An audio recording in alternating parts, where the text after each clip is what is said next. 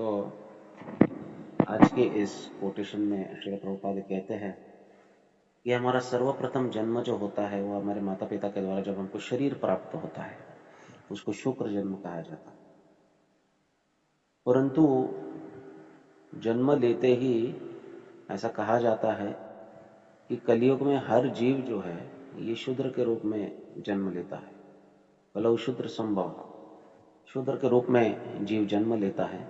संस्काराद द्विजो जायते, लेकिन उसके ऊपर जब संस्कार होते हैं, उसका जब शुद्धिकरण होता है, उसके जो वर्तमान और पूर्ववर्ती पापों का क्षय होता है तो वो शुद्ध बन जाता है।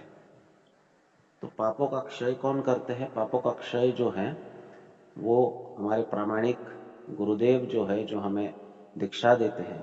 एक वैष्णव गुरु के द्वारा दीक्षा प्राप्त होनी चाहिए।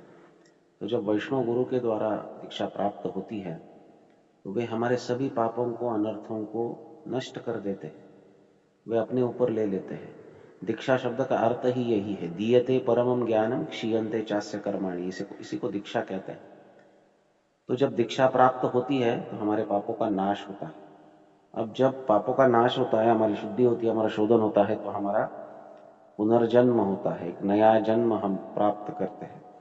ये पुनर्जन्म जो है इसको सवित जन्म कहते हैं। ये नाम जब हमको प्राप्त होता है वो जन्म हमको मिलता है।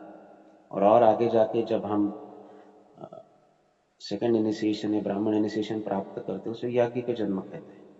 और आगे जाके जब कोई संन्यास ग्रहण करता है तो वो अपने इस भौतिक अस्तित्व को समाप्त करता है। संन्यास दीक्षा के अंतर्गत स्वयं का श्राद्ध किया जाता है और फिर व्यक्ति संन्यास लेता है, क्योंकि वो इस भौतिक अस्तित्व में है ही नहीं, कंप्लीटली भगवान को सरेंडर है।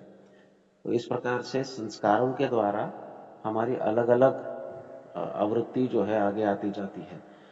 तो इसलिए प्रभुपाद कहते हैं कि प्रथम जन्म हमारे माता पिता के द्वारा होता है।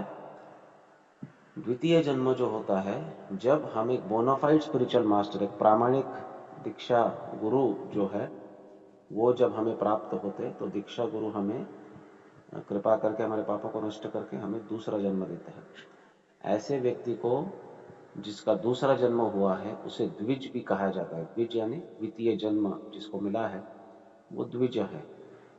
तो संस्कार बहुत आवश्यक है। हरिनाम हम जपते हैं, ये बहुत अच्छी बात है, परंतु एक प्रामाणिक वैष्णव गुरु से दीक्षा लेना ये बहुत आवश्यक वस्तु है।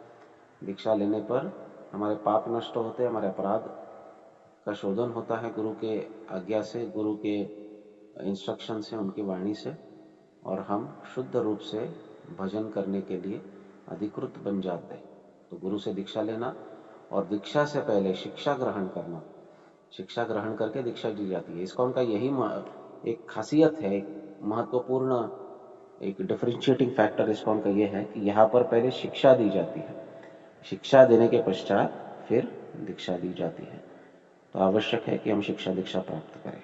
हरे कृष्ण।